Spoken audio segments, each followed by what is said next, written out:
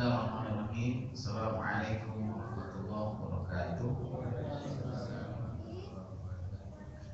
Alhamdulillah alladzi asbagha alaina ni'amahu zahiratan wa batinah.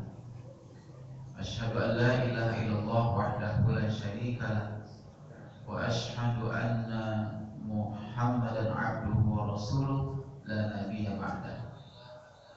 Allahumma salli wa sallim ala nabiyyina Muhammadin wa ala alihi wa sahbihi ajma'in, amma ba'du. Bapak, para jamaah sekalian, rahimani wa rahimakumullah. Alhamdulillah, kita bersyukur kepada Allah Subhanahu wa taala karena kita yakin Allah lah yang telah mengumpulkan kita. Allah lah yang telah meringankan langkah kita untuk tetap istiqomah memakmurkan masjid ini. Semoga keistiqomahan kita dapat kita jaga sampai akhir hayat kita, dan kita berharap semoga amal-amal ibadah kita diterima oleh Allah Subhanahu wa taala. Amin ya rabbal alamin. Pada kesempatan malam hari ini saya ingin menuntaskan kajian kita dengan tema gurur, ya, bahaya gurur, ya, dimana ini adalah bagian yang keempat, ya. Yang pertama sudah saya bahas tentang definisi gurur, ya, dan sebab-sebab atau faktor-faktor mengapa orang itu gurur, terpedaya, ya, tertipu dengan kehidupan dunia, dengan amal-amal solehnya, seolah-olah dia orang soleh, seolah-olah dia sudah banyak ibadah, namun sesungguhnya belum apa-apa. Nah, ternyata ya akibat gurur ini bagi kehidupan kita sangat berbahaya. Pertama, ya, orang yang jatuh dalam gurur, ya, itu bisa berimplikasi pada suka berdebat, ya, dan bersih tegang urat leher. Sering, ya, kali dia sesama ikhwah, ya, sama jamaah sering berdebat, ya, nggak mau ngalah, ya, sering bersih tegang. Ini dampaknya apa? Karena dia merasa dirinya paling benar, paling soleh, ya, paling suci, sehingga dia nggak mau ngalah, ya. Yang ditampakkan justru, ya kelebihan-kelebihannya. Apalagi kalau dia itu orang yang berilmu, ya, yang memiliki banyak apa syar'i, sedangkan orang yang di debatnya adalah orang di bawahnya, itu makin-makin, ya. Jadi cenderung orang yang gurur ini akan ngeyel, ya, nggak mau ngalah ketika berdebat. Padahal Nabi kita Muhammad SAW, ya, telah memberikan warning kepada kita tentang bahaya perdebatan. Rasulullah dalam hadisnya, ma dhalla qaumun ba'da hudan kanu alaihi illa utul jadal. Tidaklah tersesat suatu kaum sesudah mereka berpegang teguh, ya, dengan petunjuk kecuali karena mereka banyak berdebat. Hadis dari Abu Dawud, ya. Hadis ini, ya, disahihkan, ya, oleh Al-Albani, ya. Namun At-Tirmidzi mengatakan hadis ini adalah hadis yang hasan sahih. Jadi, ya, debat ini sesuatu yang tercela, ya.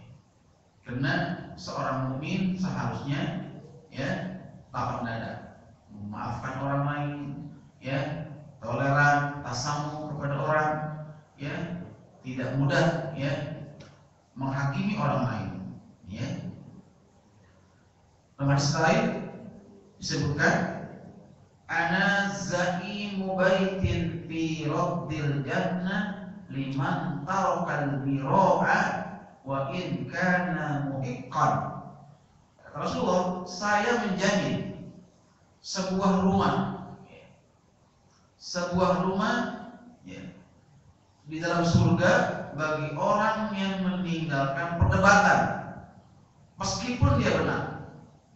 Ya, Nabi jamin di antara keutamaan orang yang meninggalkan perdebatan, kata Rasulullah, aku menjamin sebuah rumah, sebuah rumah yang megah di surga bagi orang yang meninggalkan perdebatan meskipun dia benar. Meskipun dia benar. Wa baitin fi wasatil jannah liman tarakal kadiba wa in kana mazihan. Dan aku juga menjamin sebuah rumah di surga, di tengah-tengah surga bagi orang yang meninggalkan dusta meskipun dia bercanda. Kan sering Pak, kadang-kadang orang karena ingin menimbulkan suasana lucu, suasana humor, dia berdusta dalam ucapannya itu. Coba kayak stand up comedy yang mantap ya.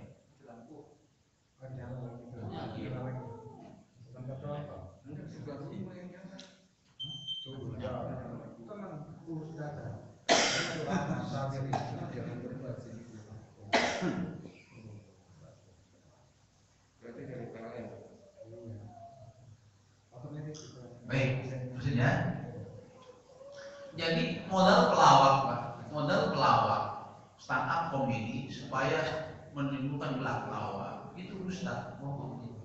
Apa yang diucapkan itu kan ya biar rekayasa segala macam sehingga menimbulkan gelak tawa.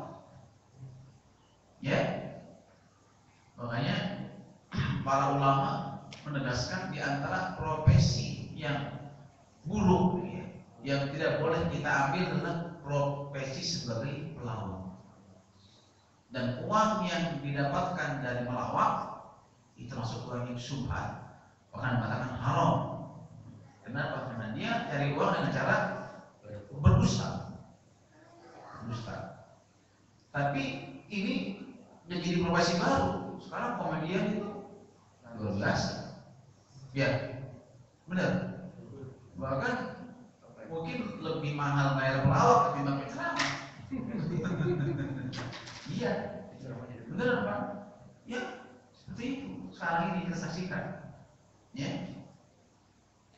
Jadi hati-hati ya. Banyak di antara orang yang ya karena dia punya bakat ya, bicara yang bagus ya, namun bicaranya itu banyak mengandung dusta ya.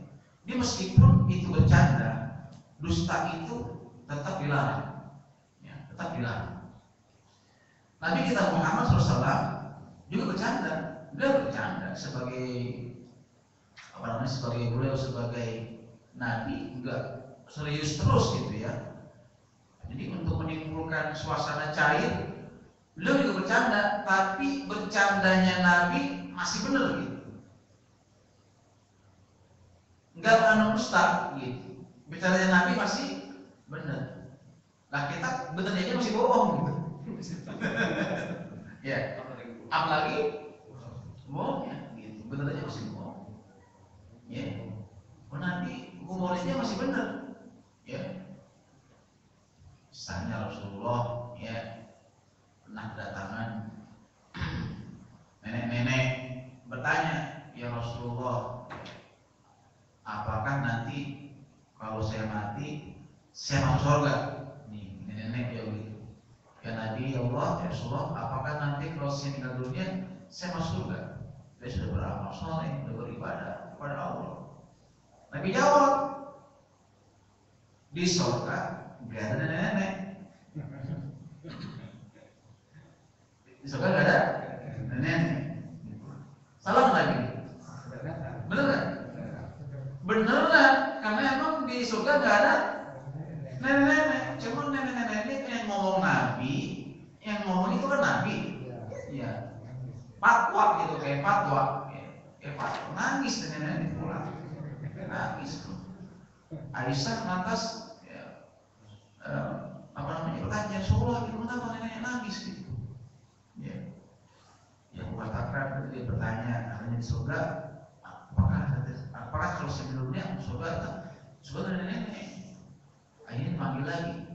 dipanggil lagi itu.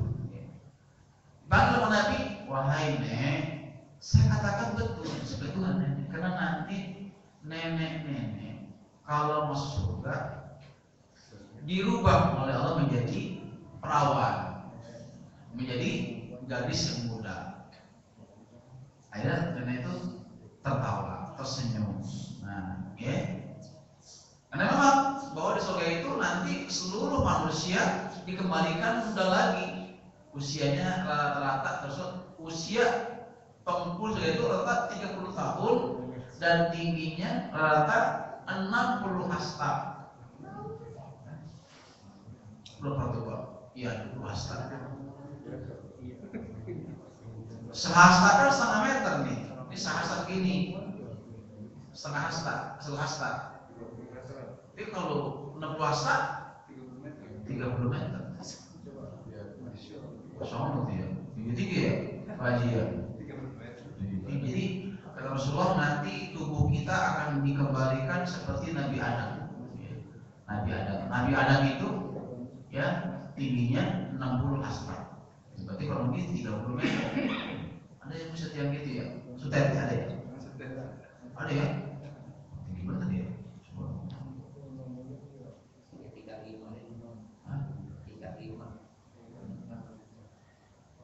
Wa baitin fi a'lal jannah liman hasuna khuluquhu. Nah, terakhir, dan aku jamin sebuah rumah di atas surga bagi orang yang baik akhlaknya. Tuh.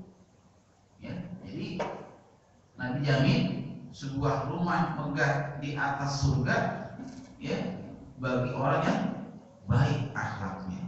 Ya. Di sini ya Abu Daud ya dalam sunannya dalam kitab Adab fi husnil khuluq ya. Gitu ya. Jadi mengapa kita nggak boleh gurur? Karena gurur itu efeknya membuat seseorang suka berdebat ya, suka berdebat. Kedua, akibat gurur itu membuat orang menjadi takabur. Takabur. Ya? Oh ya. Masya Allah. Ini gak enak juga. Ya. Nah, takabur termasuk ya sifat mazmumah, sifat yang tercela, yang wajib kita jauhi. Ya. Kenapa? Karena takabur ini adalah min sifatil iblis, sifat iblis. Jadi orang yang takabur sudah mengambil sifat iblis. Allah mengharamkan surga bagi siapapun yang memiliki sifat takabur, meskipun itu kecil. Kata Rasulullah hadisnya, la yadkhulul jannah man kana fi qalbihi misqala dzarrah min kibrin. Tidak akan masuk surga orang yang di hatinya masih ada sifat sombong meskipun sekecil zarrah. Apa zarrah, Pak? Apa zarrah? Disawi. Lebih kecil lagi Pak zarrah itu. Atom. Ada mengatakan semut. Pokoknya kecil lah gitu ya. Artinya sombong itu emang harus betul-betul bersih ya. Kosong, kita jangan sampai ada sombong dikit pun. Buang jauh-jauh. Ya. Karena memang setiap kita punya potensi untuk sombong. Ada yang sombongnya besar, sedang, ada yang kecil, ada yang mungkin sangat kecil. Setiap kita punya sombong. Nah, indikasinya orang sombong itu apa? Ya. Karena ketika Nabi ditanya, Ya Rasulullah, bagaimana kalau ada orang yang suka pakai baju bagus, baju mahal, pakai sendal sepatu yang bagus, atau ada sombong? Nabi, innallaha jamilun yuhibbul jamal. Allah itu indah, menyukai keindahan. Sombong itu bukan pakai baju bagus, bukan pakai sendal bagus.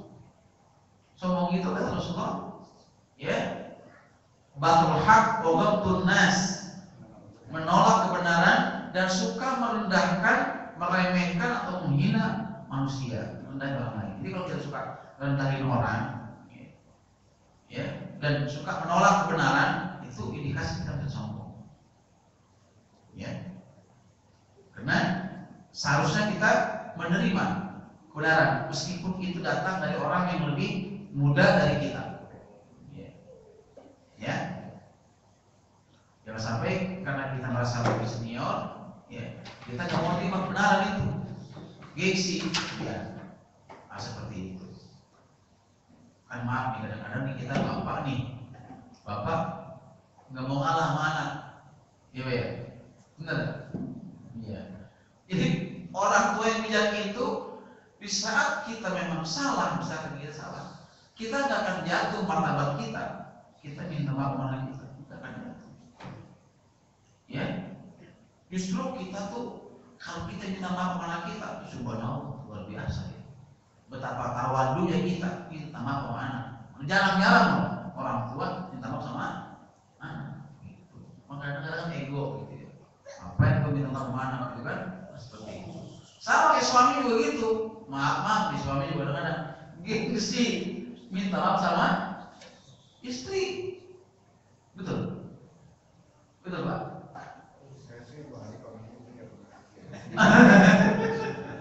Kadang-kadang begitu. Gengsi. Iya, gengsi gitu. Kalau marah juga nih kita nanya duluan, mau nanya duluan juga kadang-kadang gengsi. Apa? Tidak aja dia nanya duluan gitu kan? Dia jual mahal gitu.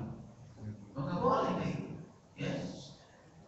Jadi, ya, orang yang tawadu itu, ya, kalau dia marah, dia pertama kali nanya, dia pertama kali bersalah. Itu yang paling utama. Ya, jangan kita nunggu, jangan pasif. Ya, jangan pasif. Jelas sebenarnya kan, ada beberapa simbol-simbol gurur, ya. Jadi kita bisa tahu orang itu gurur. Apa simbol-simbolnya? Pertama nih, selalu merendahkan, meremehkan amalan orang lain, walaupun amal itu baik. Itu simbolnya. Jadi kalau orang suka ngeremehin, ya, maaf, kalau kita suka ngeremehin amal orang lain, dan amal itu baik, ya, kita remehin, ya, kita nggak remeh, itu kita gurur. Itu simbolnya. Kemudian yang kedua, simbol guru suka membicarakan amalan-amalan yang dilakukannya dengan menyanjung-nyanjung dan memuji. Di simbolnya suka membicarakan, ya, amal-amalnya yang dilakukannya dengan menyanjung-nyanjung dan memuji. Ini hati-hati. Bisa dengan lisan, verbal, atau dengan tulisan. Ini maaf nih Pak, karena kita lagi semua orang sekarang ini, ya, sampai anak-anak SMA juga, anak SMA itu udah punya namanya handphone, smartphone. Ya, itu kadang-kadang jadi buah si malakama buat kita. Kalau kita kurang hati-hati, kurang menggunakannya. Misalnya kita lagi umroh, kita update status kita, ya, kita foto dari kita lagi umroh, terus kita tulis, subhanallah, betapa khusyuknya sholat di depan Ka'bah. Foto teks tebar semua teman-teman kita.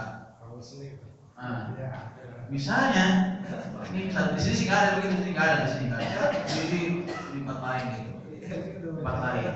Ini hati-hati, itu bisa hilang semua tuh Pak, namanya. Hilang semua.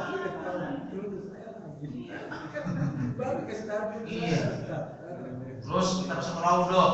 Di raudhah sempat kita foto selfie, terus subhanallah, saya sekarang di raudhah. Adakah yang titip doa dengan saya? Wah, sakit. Ini bahaya nih Pak, bahaya nih. Ini udah gurur nih, namanya gurur. Tertipu dia, terpedaya. Ya, dianggap dia itu, ya, baik, nah nggak baik.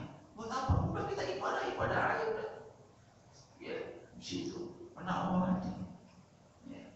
Gak usah kita kasih tahu orang lain kita lagi di raudhah, ya, lagi khatamin Quran di Masjid Nabawi yang udah khatamin 3 kalinya nih, begitu. Begitu. Itu ada kayak gitu Pak. Loh ada beneran. Banyak kayak gitu. Iya banyak.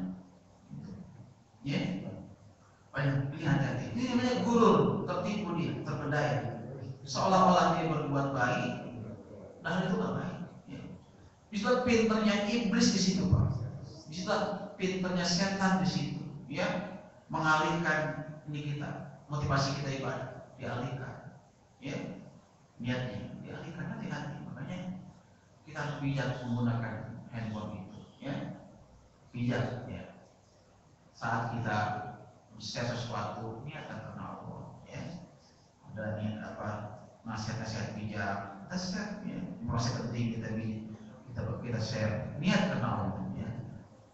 Niat dakwah, ya, dengan tulisan, ya.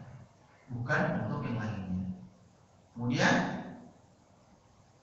simbol yang lain, orang itu gurur, enggan untuk tunduk dan patuh kepada kebenaran atau pendapat yang benar, meskipun pendapat itu dari orang yang memang ahlinya. Ya, dia nggak mau terima. Ya kenapa? Karena dia yang paling benar, gitu. Nggak mau terima. Ya. Nah, sekarang gimana terapinya? Gimana kalau kita sudah kena gurur? Ya, udah kena penyakit gurur, gimana terapinya? Nah ini penting ya. Pertama, ya,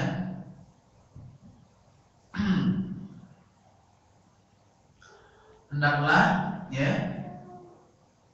setiap kita ya memperhatikan dampak dan akibat buruk yang ditimbulkan oleh gurur, ya.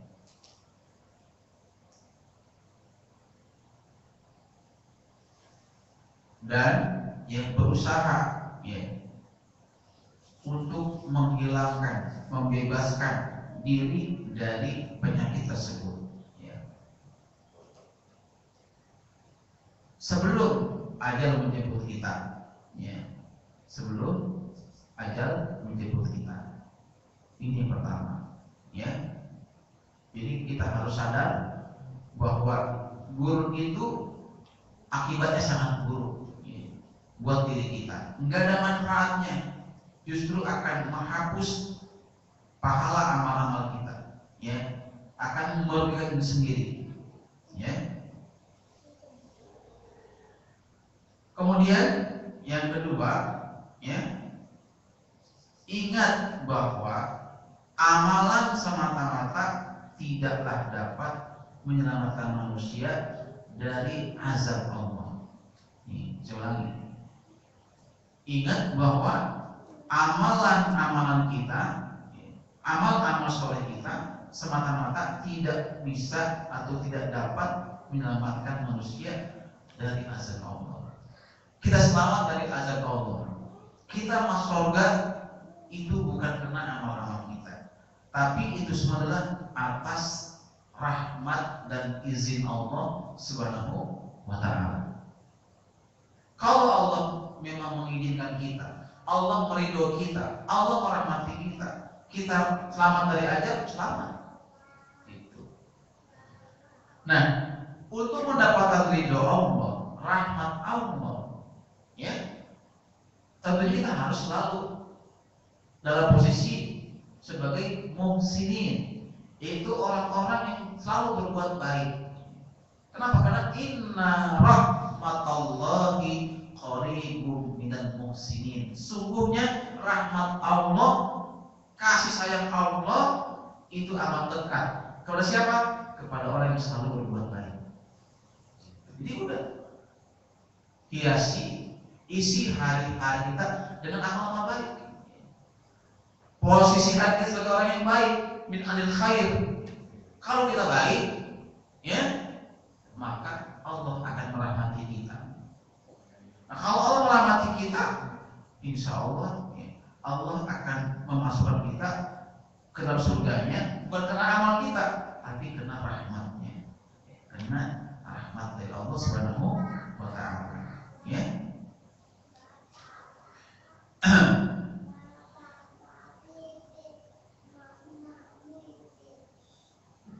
Kemudian, ya, itu yang kedua, ya.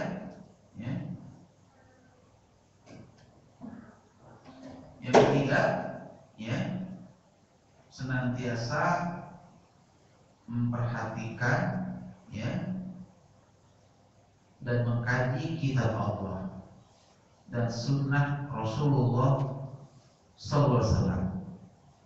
Karena dengan begitu kita akan mengetahui ya, kisah para nabi dan orang-orang soleh sebelum kita yang mereka sangat berhati-hati dan takut ya, dengan penyakit gurur, ya. Takut dengan penyakit rohani, yang namanya adalah gurur. Dan kita berusaha untuk mencontoh mereka, ya. Karena Nabi juga ternyata, ya, Nabi pun ternyata, ya, sempat digelincirkan oleh namanya iblis. Meskipun Nabi itu dibimbing oleh wahyu oleh Allah Subhanahu wa taala, namun tak luput dari godaan iblis.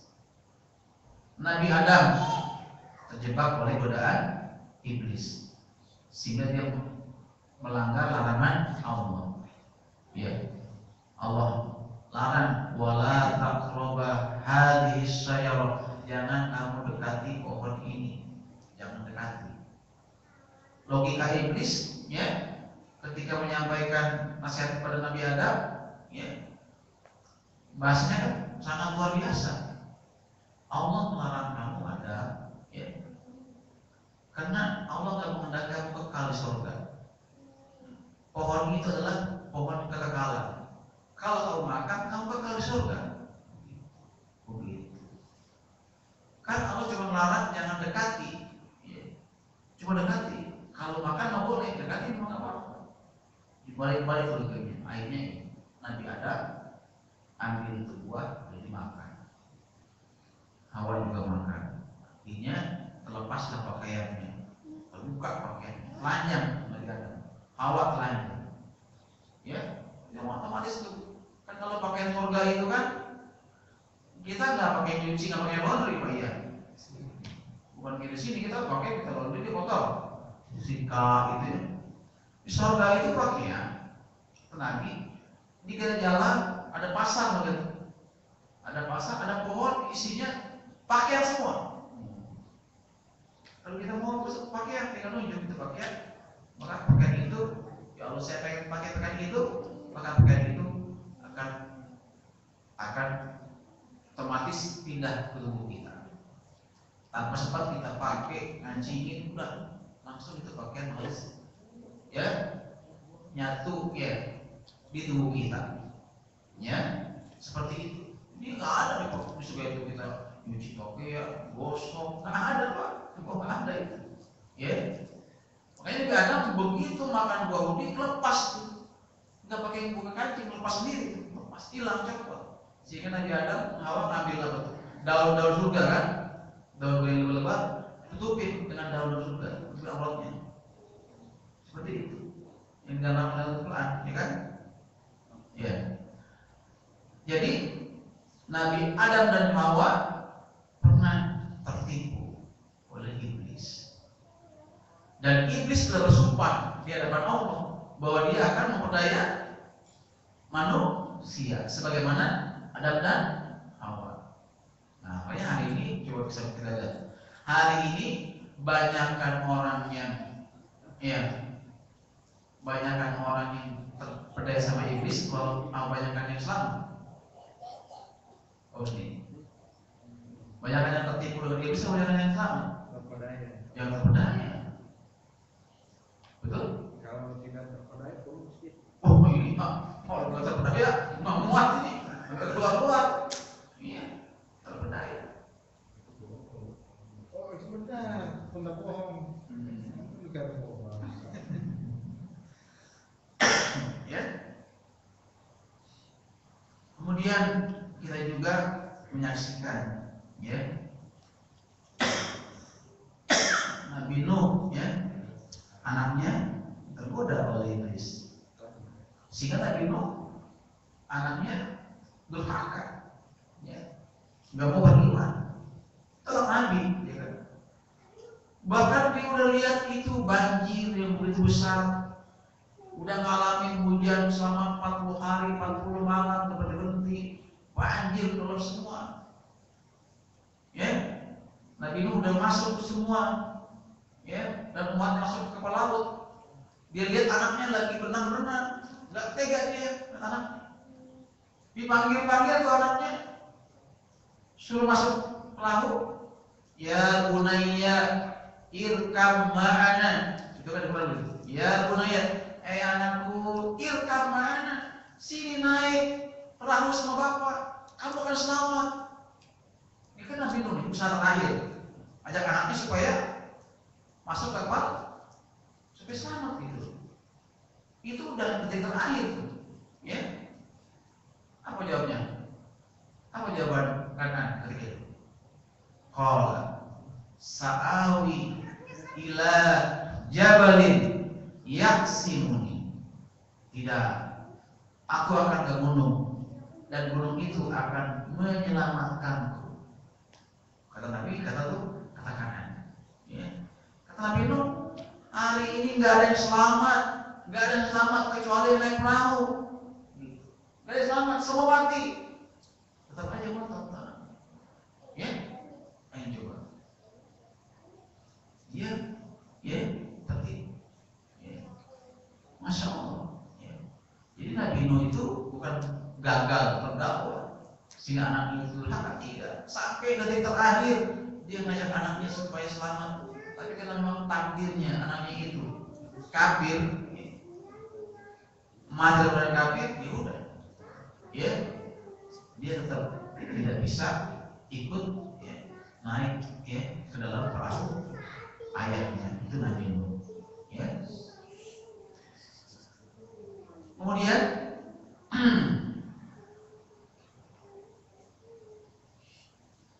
hendaklah kita bercermin dengan ya kehidupan orang-orang salafun saleh, para sahabat dan tabi'in. Mereka telah melakukan banyak amal kebajikan dengan menjaga keikhlasan, kejujuran, dengan tidak menghiraukan cacian, tuduhan, omongan orang lain. Kan zaman sahabat tabi'in belum ada yang namanya BlackBerry, WA, belum ada ya? Ada nggak zaman dulu? Hah? Belum ada. Ada WA-nya, Waalaikumsalam. Oh, Waduh alam. belum sahabat. Zaman sahabat tabi'in itu masih listrik aja masih berat, yang belum ada kan? Ya. Dan mereka sangat menjaga, merahasiakan amalnya. Sampai ada orang siapa namanya itu Ali Al-Abidin kalau salah. Dia nggak tahu itu, nggak tahu ya sedekahnya disembunyikan. Ketahuan sedekahnya itu ketika mati. Kenapa? Karena dia itu kalau sedekah nunggu malam hari. Nunggu malam hari, orang udah tidur, dia keluar. Dia panggul itu sembako. Dan dia datangi itu rumah orang miskin dan ditaruh itu ya sedekahnya di depan rumah orang-orang miskin, rumah anak-anak yatim ditaruh. Dan dia pulang mendap-mendap. Dan pagi-pagi orang miskin buka rumah, udah ada makanan, udah ada bahan makanan. Itu nggak diketahui oleh siapapun. Ya, ketahuannya kapan? Ketahuannya di saat meninggal dunia. Ketika meninggal dunia, putus, nggak ada yang lagi ngantar sedekah. Ya. Dan ketika dimandikan, ada yang melihat ada bekas-bekas di sini. Ya, bekas bawa barang. Kapalan gitu istilahnya. Sehingga disimpulkanlah bahwa selama ini yang sedekah itu adalah beliau. Karena setelah beliau meninggal dunia nggak ada lagi yang sedekah. Ada segitunya. Kita kan mungkin nggak bisa begitu ya. Akhirnya kalau kita sahur malam-malam nanti nih langsung sembako depan rumah orang. Belum tentu ntar pagi-pagi buka masih ada gitu. Nggak duluan kan? Belum nyampe nggak duluan. Ada status saja. Saja. Ya, kalau kita tiru nih apa yang orang lain beliau kita tiru hari ini, kita dia malam-malam nganterin taruh gitu ya. Bisa jadi pagi-pagi udah nggak ada.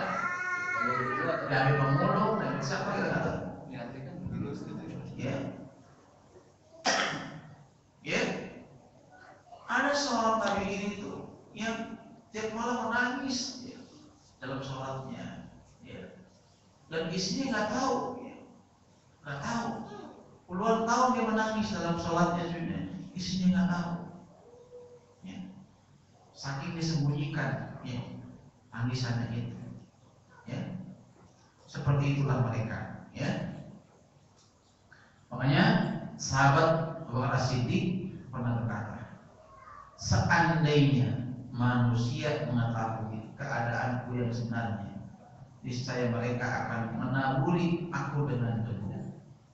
Ini kata Abu Bakar As-Siddiq, sahabat yang Nabi jamin surga saja, berkata, seandainya manusia mengetahui keadaanku yang sebenarnya, niscaya mereka akan menaburi aku dengan debu. Dan beliau luar biasa kesolehannya, ketakwaannya, kedermawanannya, tapi merasa dia masih punya kekurangan. Ya, juga ketika Imam Asy-Syafi'i itu, ya, luar biasa ibadahnya. Beliau, ya, terbiasa kalau malam itu, ya, menghatamkan Quran, ya. Jarang tidur sedikit, ya, saking banyaknya baca Quran. Namun ketika dia mau meninggal dunia, ya, ketika detik-detik dunia, ditanya oleh muridnya, bagaimana keadaanmu wahai Abu Abdillah, panggilan Syafi'i? Dia menjawab, ya, aku akan meninggalkan dunia, berpisah dari teman, menghadapi amalanku yang buruk, dan datang kepada Allah, dan aku tidak tahu apakah aku akan diperintahkan ke surga atau diperintahkan ke neraka. Subhanallah. Ini yang Syafi'i ngomong begini, ya, yang amalnya luar biasa, ya. Amalnya luar biasa. Jadi mari kita, ya, padani, ya, para sahabat salafus saleh, yang mereka itu walaupun sudah sangat luar biasa amalnya, tapi dia merasa dirinya masih banyak kekurangan, ya, sehingga dia berkata seperti itu, ya. Kemudian hendaklah tidak berteman, ya, nggak bersahabat dengan orang-orang yang buruk akhlaknya, utamanya yang punya penyakit gurur.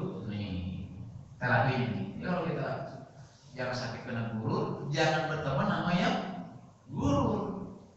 Kenapa emangnya? Karena sifat-sifat buruk itu, ya, sangat mudah nular kepada orang lain ketimbang sifat-sifat yang lain, ya, seperti itu, ya. Kemudian hendaklah dia meluangkan waktu untuk koreksi diri, untuk introspeksi diri, ya, sehingga dapat membersihkan dirinya dari akhlak yang tercela, ya. Rasulullah dalam hadisnya, al-kaisu man dana nafsahu wa amil maut. Orang yang pandai ialah orang yang suka mengoreksi dirinya sendiri dan beramal soleh untuk bekal sebelum mati, ya, bekal, ya, sudah matinya. Dan orang yang lemah, orang yang bodoh ialah orang yang menurutkan hawa nafsunya dan berangan-angan yang bukan terhadap Allah Subhanahu wa Ta'ala. Ini sudah riwayat Ibnu Majah dalam kitab Sunannya. Dan hadis ini dikatakan marfu, ya, sahih, ya. Gitu ya. Jadi kita harus luangkan waktu, Pak. Luangin waktu untuk mengoreksi diri kita. Adakah sifat-sifat buruk dalam diri kita? Ya. Adakah sifat-sifat tercela yang masih, ya, bersarang dalam diri kita? Ini penting, ya. Jadi seorang muslim yang baik itu memang harus punya waktu khusus untuk itu. Apakah menjelang tidur, apakah di malam hari, ya, di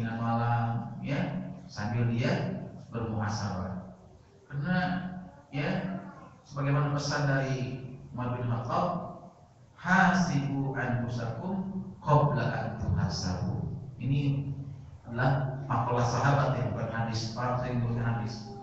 Hasibu anfusakum, periksalah dirimu, ya, hisablah dirimu sebelum kamu nanti dihisab di hari kiamat, ya. Nah baik, ini barangkali ya kajian kita pada malam hari ini ya, tentang bulur tidak tuntas ya, karena tidak kajiannya terkait nafas ya, tentang persucian diri. Jadi kita akan kaji beberapa penyakit-penyakit hati, sifat-sifat tercela ya, kita bahas, kita kaji untuk kita tinggalkan ya. Nanti juga kita bahas sifat-sifat terpuji yang harus kita miliki ya, gimana cara meraihnya ya, seperti itu. Baik. Udah, ini lagi, silakan yang mau nanya. Apa tuh? Ustaz, gimana kalau semuanya kita menyampaikan sesuatu melalui WA macam apakah ya kalau semuanya ini bukan menunjukkan diri kita gitu, tapi kita pemberitahuan bahwa di sini ada pengajian gitu. Makanya sekarang Ustaz, saya foto Ustaz, terus saya daring ke grup saya bahwa datang ke masjid ada pengajian, boleh nggak Ustaz? Oh boleh. Itu namanya iklan, Bukan pengumuman. bukan bisa foto saya kalau saya ke pengajian kan bukan beda kan? Bukan, beda. Iya. Iya. Bisa Ustaz. Ya, Pak. Ada definisi debatnya nggak? Debat itu seperti apa? Karena kalau hari ini saya 3 jam dari diskusi sama orang Sita. Oh, iya. Jadi tetangganya Depok. Anaknya udah sekolah di Lazarus.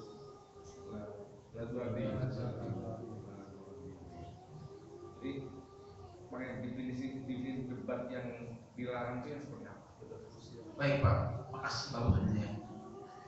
Debat itu termasuk dalam uslub dakwah. Allah menggunakan debat. Apa kita wajadilhum billati hiya ahsan. Itu ayat. Dan debatlah mereka dengan cara yang baik, lebih baik. Jadi debat itu ada debat yang boleh, yang mubah, ada debat yang terlarang. Debat yang dilarang itu debat kusir. Debat yang nggak ada apa namanya, ujung pangkalnya, hanya ego-ego aja gitu, ya, tangan ego aja, ya, debat kusir. Tapi kalau debat untuk mencari kebenaran itu malah dibolehkan. Misalkan berdebat sama orang Syiah agar dia apa namanya dapat hidayah, ya, itu boleh. Kita berikan dia dalil, kita berikan dia itu apa namanya itu pemahaman, ya, supaya dia itu tobat, itu dibolehkan karena itu bagian dari berdakwah. Debat sama orang kafir kan ada tuh, pendeta debat dengan apa namanya ulama kiai kan, terus kata kiainya kalau saya kalah debat dengan anda saya masuk Kristen gitu kan tawarnya. Tapi kalau anda yang kalah sama saya anda masuk Islam, gimana? Siap? Oke, siap debat. Dan benar tuh, kalah pendetanya, ya, masuk Islam. Itu debat itu boleh. Iya, ayo. Anda pakai Injil, saya pakai Quran, debat, ya. Karena Allah nyuruh kita wajah